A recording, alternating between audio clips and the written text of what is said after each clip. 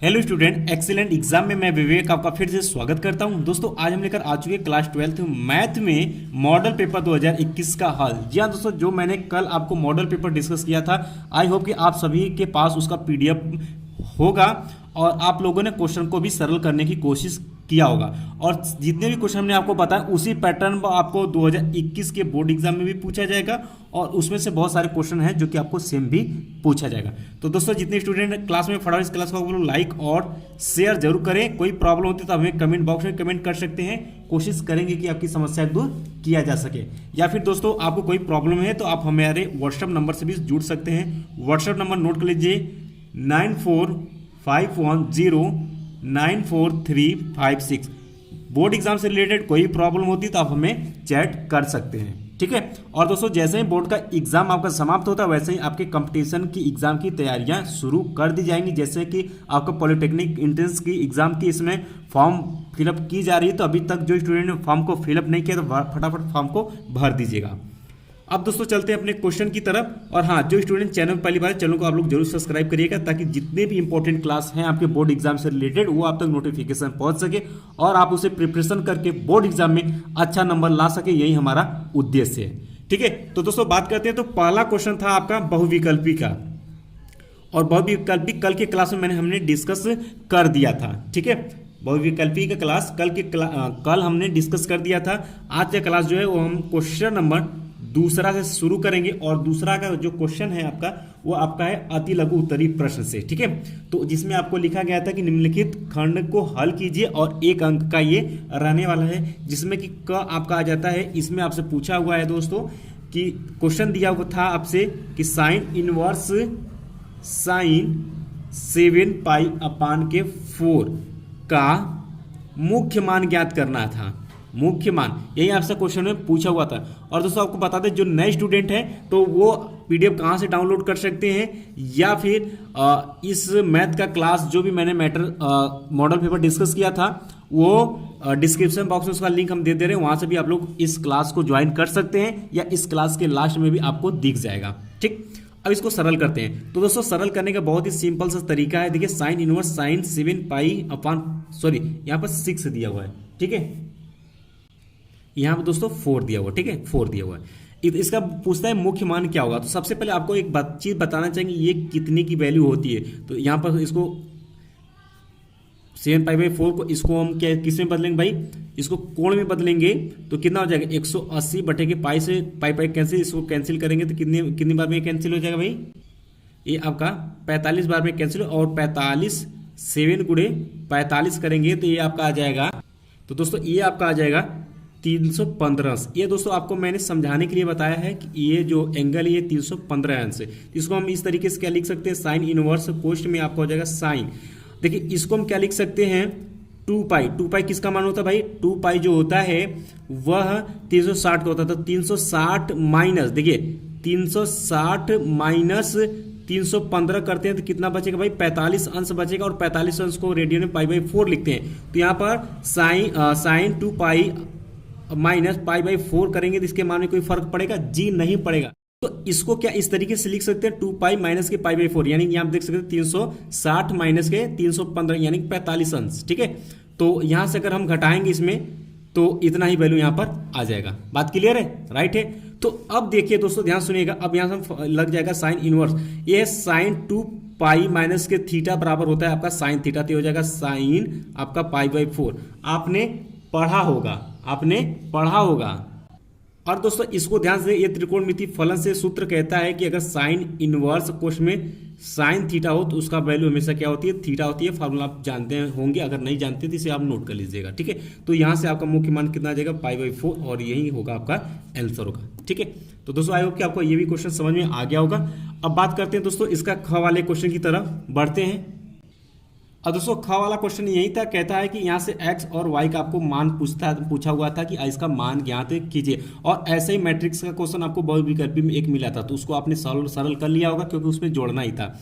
बात करते हैं। तो इस टाइप के क्वेश्चन मैंने आपको बताया था कैसे भाई, देखिए इसका जो भी आर्डर है सब क्या है आपका बराबर, 2/2 का ए भी है, 2/2 का ए भी है और 2/2 का ए भी है। तो सबसे पहले करेंगे 2 से इसमें गुणा कराएंगे, 2 से जब गुणा कराते हैं तो इसमें सब में गुणा हो जाता है। तो जो नया आपका मैट्रिक्स बनेगा यानी अवयव बनेगा, तो यहाँ पर 2 हो जाएगा, यहाँ पर 6, यहाँ पर 0, यहाँ पर 2x हो जाएगा। बात क्लियर? प्लस अब यहाँ पे देखिए, तो यहाँ पर क्या है, y 0 सेम लिख देते हैं और बराबर है, यहाँ पे देख सकते हैं कि 5 6 1 8 इतना हो गया यहाँ से। अब दोस्तों इन दोनों को आपस में क्या कर लेते हैं, जोड़ देते हैं। तो जोड़ेंगे कैसे, आपको मैंने बताया था कि देखिए ये इसके साथ जुड़ेगा, ये इसके साथ, ये इसके साथ और ये इसके साथ जोड़ देते हैं भाई। तो यहाँ से जब जोड़ेंगे तो 2 यहाँ से क्या हो जाएगा 2 + y और यहाँ पर आपका 6 प्लस क्या हो जाएगा, आपका 0 हो जाएगा और यहाँ पर हो जाएगा 0 + 1 और यहाँ पर हो जाएगा आपका 2x + 2 बराबर कि ये वाला कौन क्या है 5 6 और 1 8 यही दिया हुआ है। अब सिंपल सा हो गया है। अब इसकी तुलना ध्यान सुनिए, इसकी तुलना यानी ये बराबर होगा इसके, ये बराबर होगा इसके, ये बराबर होगा इसके और ये बराबर होगा इसके। तो हमें यहाँ पर x और y का मान ज्ञात करना है। तो यहाँ से हम x 2 + y लेंगे बराबर किसके दिखाएंगे 5 के। तो यहाँ से हम y का मान निकालेंगे तो y बराबर क्या हो जाएगा 5 - के 2 अर्थात 3, यानी कि y का मान आपका आ गया 3। तो y का मान तो मैं निकल चुका है।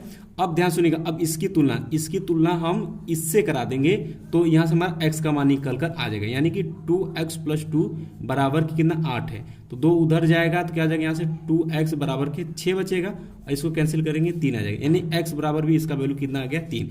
आपसे x और y का मान ही पूछा हुआ था, तो यहाँ से आप दिखा दे सकते हैं कि अतः x y का मान क्रमशः कितना है 3 3 है। ठीक, ये आपका क्या होगा आंसर होगा। बात क्लियर है? अब इसका ग की तरफ बढ़ते हैं। अब ग है हमारा, ग में हमारा क्वेश्चन दिया था दोस्तों कि यदि ए और बी दो घटनाएं इस प्रकार हैं कि P ऑफ A बराबर 0.4, P ऑफ B बराबर 0.8 और probability of B upon A आपको दिया 0.6 और पूछता है probability of A union B का मान ज्ञात कीजिए। यही क्वेश्चन पूछा हुआ था और दोस्तों मैंने आपको प्रोबेबिलिटी में इस ऐसा क्वेश्चन या सेम क्वेश्चन मैंने आपको पहले से बता रखा हूं। ठीक है, तो अगर जो स्टूडेंट देखना चाहते हैं तो वो देख सकते हैं, वीडियो आपके मैथ वाले प्ले लिस्ट में पड़ा हुआ है। ठीक है, मैंने बहुत सारे इसमें क्वेश्चन आपके प्रोबेबिलिटी में बताया हुआ है। आइए शुरू करते हैं। तो बहुत ही सिंपल सा बात है। तो दोस्तों यहाँ पर मैंने आपको बताया था कि ये फार्मूला कौन सा लगता है, ध्यान सुनिएगा। इसके लिए फार्मूला जो हम लगाते हैं प्रोबेबिलिटी ऑफ, ध्यान सुनिए, probability of B upon A। इसके लिए जो प्रोबेबिलिटी लगाते हैं दोस्तों, तो यहाँ पर हो जाएगा probability of B intersection A और जो यहाँ पर ये नीचे रहेगा वही यहाँ पर प्रोबेबिलिटी ऑफ A होता है। अगर यहीं पर आपसे, ध्यान सुनिएगा, यहीं पर अगर आपसे probability of A upon B पूछता तो इसके लिए फार्मूला क्या हो जाता, probability of A intersection B अपान के नीचे क्या है B, तो प्रोबेबिलिटी ऑफ B हो जाती है। ठीक है, यानी कहता है कि दो घटनाएं इस प्रकार है कि घटना A जो घटित हो रही है वो घटना B पर निर्भर नहीं कर रही, यानी कि अगर A घटती है तो B नहीं और B घटता है तो A नहीं। ठीक है, बात क्लियर है? अब ये फार्मूला इसी में हमको वैल्यू पुट कर देनी है। तो दोस्तों हम जानते हैं कि probability of A intersection B का फार्मूला हम जानते हैं। अब दोस्तों यहाँ पर ध्यान से समझिएगा, यहाँ पर हमें probability of B intersection A निकाल लेनी है। ठीक है, तो निकालेंगे तो इसका वैल्यू हमें क्वेश्चन में दिया हुआ है और इसका भी वैल्यू हमें पता है। यहाँ से हम लिखेंगे probability of B intersection A। ठीक है, ये हो जाएगा बराबर आपका हो जाएगा यहाँ से, तो देखिए इसका गुणा इधर करें और इसका वैल्यू कितना दिया हुआ क्वेश्चन में भाई 0.6 दिया हुआ और प्रोबेबिलिटी ऑफ A का वैल्यू कितना दिया 0.4 दिया हुआ है। यहाँ से दोस्तों गुणा करेंगे तो ये आपका कितना आ जाएगा भाई, यहाँ से गुणा करेंगे तो ये आपका आ जाएगा 0.24, यानी कि दोस्तों probability of B intersection A जो आया वो आपका आ गया 0.24 आ गया। अब बात करते हैं यहाँ से फार्मूला एक होता है probability of A union B की जो फार्मूला होती है दोस्तों वह होता है आपका probability of A plus probability of B minus के प्रोबेबिलिटी ऑफ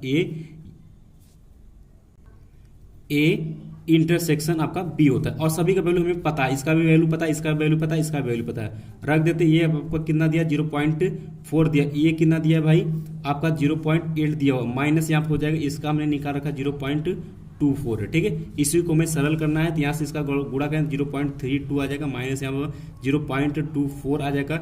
इसको घटाएंगे दोस्तों तो यहाँ से आपका आ जाएगा, सॉरी दोस्तों यहाँ पर जोड़ना था, गुणा नहीं जोड़ना है, जोड़ेंगे तो क्या आ जाएगा यहाँ से भाई, जोड़ेंगे तो यहाँ पर 1.2 आ जाएगा, माइनस यहाँ पर 0.24 हो जाएगा। घटा दीजिए, अब इसको घटाएंगे तो ये आपका आ जाएगा 0.96, यही आपका क्या होगा आंसर होगा। फटाफट इसे नोट कर लीजिए, ये आपका आ गया probability of A union B का मान आ गया। ठीक, इसके बाद दोस्तों आपके घ वाले क्वेश्चन की तरफ बढ़ते हैं। तो घ वाला जो क्वेश्चन हमें दिया हुआ है, घ वाला दोस्तों क्वेश्चन हमें दिया था कि समीकरण y बराबर A e के पावर x प्लस B से संबंधित अवकल समीकरण ज्ञात कीजिए जहां पर हमारा A और B क्या अचर है। ठीक है, ये आपसे पूछा हुआ है। आइए इसको भी सरल करते हैं। तो दोस्तों ये बहुत ही सिंपल सा होता है। सबसे पहले हम करेंगे क्या, इसको इस जो ये समीकरण दिया हुआ इसका हम x के सापेक्ष अवकलन करेंगे। तो लिखिए x के सापेक्ष अवकलन करने पर, तो जब अवकलन करेंगे तो यहाँ से क्या हो जाएगा, dy बाई डी एक्स हो जाएगा। और इसका करेंगे दोस्तों तो इसका क्या हो जाएगा आपका a e के पावर एक्स ही होगा, और b का अवकलन ये अचर है तो इसका अवकलन क्या हो जाएगा आपका 0 हो जाएगा। बात क्लियर है। फिर करेंगे क्या दोस्तों कि x के सापेक्ष पुनः अवकलन करने पर, पुनः कर देते हैं तो इसका करेंगे तो क्या हो जाएगा d2y अपान डी एक्स स्क्वायर हो जाएगा। और इसका करेंगे दोस्तों तो फिर सेम यही आ जाएगा, e के पावर में x आ जाएगा। बात करते हैं इसको दोस्तों मान लेते हैं समीकरण नंबर 1 और इसको मान लेते हैं समीकरण नंबर 2। ठीक है, अब ध्यान समझिए ये 0 हम हटा देते हैं। देखिए इतने बराबर इतना, इतने बराबर इतना, यानी दोनों आपस में बराबर, तो ये भी आपस में क्या होंगे, बराबर होंगे। तो यहां से कह सकते हैं कि समीकरण 1 व 2 से तो क्या कह सकते हैं भाई, d2y अपान डी एक्स स्क्वायर बराबर के dy बाई डी एक्स, और यही आपको लाना था, यही आपका क्या होगा, आंसर होगा। बहुत ही अच्छा क्वेश्चन माना जाएगा और ऐसे ही क्वेश्चन आपसे पूछा भी जाता है। आइए अगले क्वेश्चन की तरफ बढ़ते हैं। अब दोस्तों अगला क्वेश्चन हमारा कि एफ ऑफ एक्स हमें दिया हुआ है, ये value x³ + 3x not equal to 0 यदि कहता है, और 1x बराबर 0 कहता है। x बराबर 0 पर हमें सिद्ध करना है कि यह फलन सतत नहीं है, सतत नहीं है, हमें यह सिद्ध करना है। बहुत ही अच्छा क्वेश्चन ये भी है, इंपॉर्टेंट माना जाएगा। आइए इसको सरल करते हैं फटाफट। तो दोस्तों सबसे पहली बात करना क्या है, मैं 2 कंडीशन दे रखा है तो मैंने आपको बताया था। तो दोस्तों यहां से हम लिमिट इसका निकालेंगे, लिमिट x टेंस टू जब 0 लेंगे, 0 की बात हो रही है तो x टेंस टू जब 0 लेंगे तो ये वाला हम वैल्यू नहीं पुट लेंगे, क्योंकि दोस्तों ये 0 नहीं है, ये मान ये 0 से कम या ज्यादा है। तो यहाँ पर ये वैल्यू हम पुट करेंगे। फंक्शन क्या हो जाएगा आपका एफ ऑफ एक्स, इसको हम लिखेंगे लिमिट x टेंस टू 0। ठीक है, x टेंस टू 0। अब यहाँ पर वैल्यू पुट कर देंगे x + 3। अब इसमें हम वैल्यू का मान रख देते हैं तो यहाँ से 0 हो जाएगा, प्लस यहाँ पर 3, यानी कि यहाँ से आपका आ गया दोस्तों 3। यानी कि जब लिमिट हमने रखा तो यहाँ कितना आया वैल्यू, यहाँ पर 3 आ गया। ठीक है, तो अब बात करते हैं दोस्तों क्या फलन में रख देते हैं, x बराबर जो 0 है अब फलन में रख देते हैं, यानी कि एफ ऑफ एक्स में वैल्यू पुट करते हैं। तो यहाँ पर क्या हो जाएगा आपका एफ ऑफ 0 हो जाएगा। और एफ ऑफ 0 का दोस्तों मान कितना दिया है, कहता है x बराबर 0 पर इस फलन का मान कितना है 1। तो यहाँ से हम कह सकते हैं कि एफ ऑफ 0 का मान जो होगा वह यहाँ पर कितना आ जाएगा, 1 यहाँ से आ जाएगा। तो दोस्तों आपने यहाँ पर देखा कि जो हमने लिमिट लिया हुआ है, यानी कि जो लिमिट हमने देखा कि लिमिट x टेंस टू 0 पर एफ ऑफ एक्स जो आया वह नॉट इक्वल टू, यानी कि आपस में बराबर नहीं है आपके एफ ऑफ 0 के। यानी कि अगर ये आपस में बराबर दोस्तों नहीं है तो हम कह सकते हैं कि अतः जो हमारा फलन दिया हुआ है, फलन एफ ऑफ एक्स जो है वह क्या है, x बराबर 0 पर सतत नहीं है। और यही आपको क्या करना था, प्रूव करना था, और यही आपको दिखाना था। तो इस तरीके से दोस्तों आपका क्वेश्चन नंबर 2 का पूरा क्वेश्चन आपका समाप्त हो गया है।